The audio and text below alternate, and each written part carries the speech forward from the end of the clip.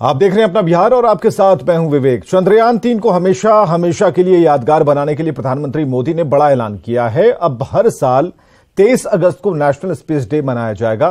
Greece दौरे से सीधे बेंगलुरु पहुंचे पीएम ने वैज्ञानिकों के बीच ये घोषणा की कि चांद के दक्षिणी ध्रुव के जिस सतह पर लैंडर विक्रम उतरा उस जगह को शिव शक्ति पॉइंट के नाम से जाना जाएगा। कहावत है कि चंदा मामा दूर थे, लेकिन अब हम ये कर सकते हैं। लैंडर मॉड्यूल तारीख 23 अगस्त, समय शाम 6:04। यह कोई मामूली टाइमलाइन नहीं है। ये वो यादगार लम्हा है जो अंतरिक्ष की दुनिया में हमेशा के लिए अमर हो गया। भारतीय अंतरिक्ष अनुसंधान केंद्र यानी इसरो का मिशन चंद्रयान-3 सफलतापूर्वक चांद के दक्षिणी ध्रुव पर लैंड कर गया और इस ऐतिहासिक सफलता के गवाह प्रधानमंत्री मोदी 23 अगस्त को दक्षिण अफ्रीका में आयोजित ब्रिक्स देशों के सम्मेलन के दौरान बने थे। पीएम ने तब वैज्ञानिकों से अपने संदेश में कहा था कि वे जल्द ही उनके बीच होंगे और ये घड़ी शनिवार को आई। ब्रिक्स सम्मेलन में शामिल होने के बाद पीएम ग्रीस के दौरे पर गए और वहां से सीधे वे बेंगलुरु पहुंच गए इसरो के वैज्ञानिकों के बीच। यहां आकर प्रधानमंत्री भावुक भी नजर आए। भारत में आते ही जल्द से जल्द आपके दर्शन करना चाहता था। प्रधानमंत्री मोदी इसरो कमांड सेंटर पहुंचे और अपने संबोधन में ऐलान कर दिया कि चंद्रमा के जिस हिस्से पर लैंडर उतरा है उस पॉइंट को शिव शक्ति के नाम से जाना जाएगा। जिस स्थान पर चंद्रयान-3 का मून लैंडर उतरा है, अब उस पॉइंट को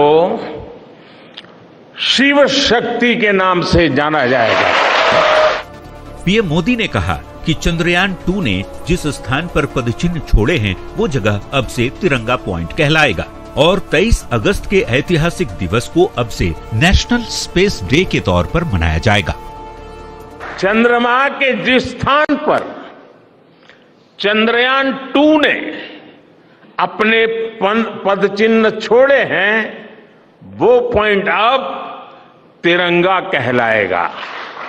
ये तिरंगा पॉइंट भारत के हर प्रयास की प्रेरणा बनेगा। 23 अगस्त को जब भारत ने चंद्रमा पर तिरंगा फहराया, उस दिन को अब हिंदुस्तान नेशनल स्पेस डे के रूप में मनाया जाएगा।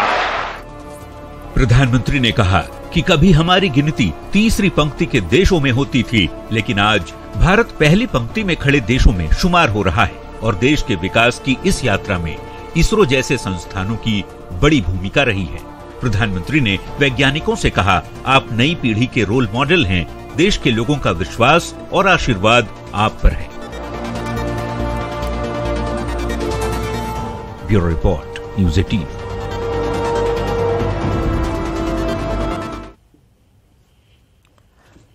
जिस स्थान पर चंद्रयान-3 का चंद्रमा लैंडर उतरा उस पॉइंट को अब शिव शक्ति के नाम से जाना जाएगा। प्रधानमंत्री की इस घोषणा के बाद सियासत गर्म हो गई।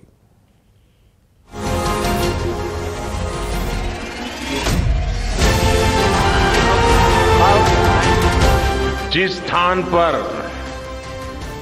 चंद्रयान-3 का मून लैंडर उतरा है, अब उस पॉइंट को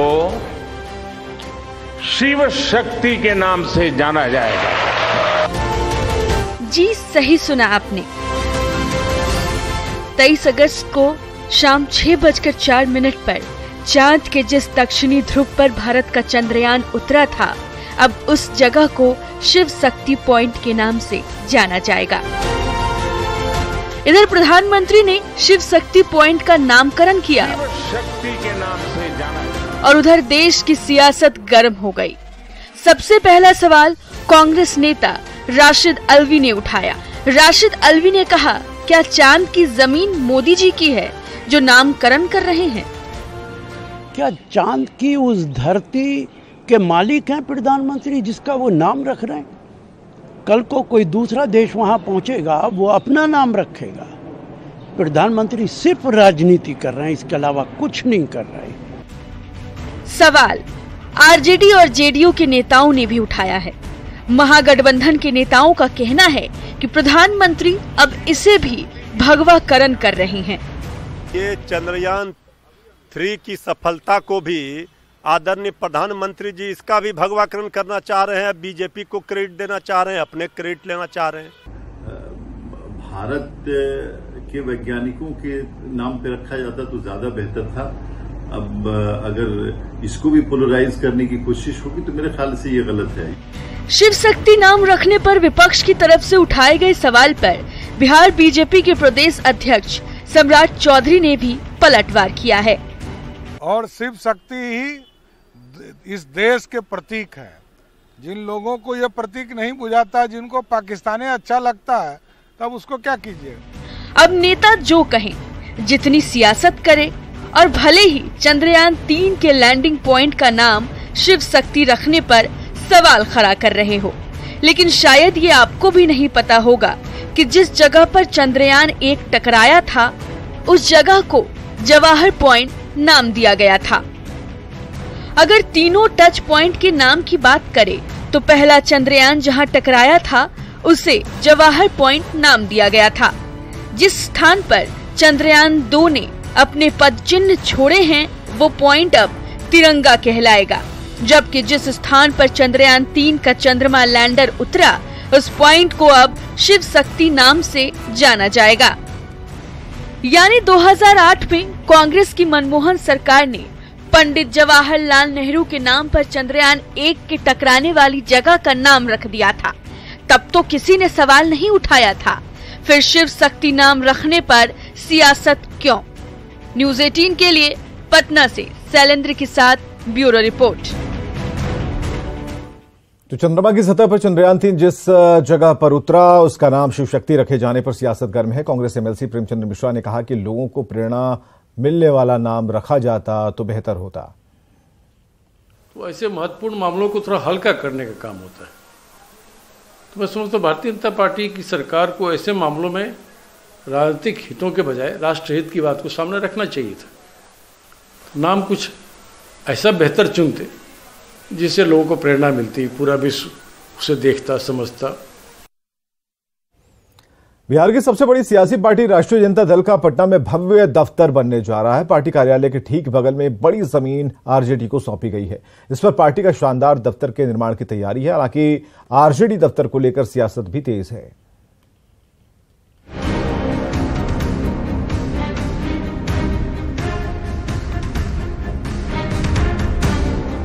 पटना के वीरचंद पटेल मार्ग स्थित आरजेडी का दफ्तर अब और भी भव्य होने वाला है। दरअसल राजद कार्यालय के ठीक बगल में स्थित हजारों वर्ग फुट की खाली जमीन की चाबी अब आरजेडी ऑफिस को सौंप दी गई। ऐसे में अब आरजेडी दफ्तर का विस्तार इस खाली जमीन पर भी किया जाएगा।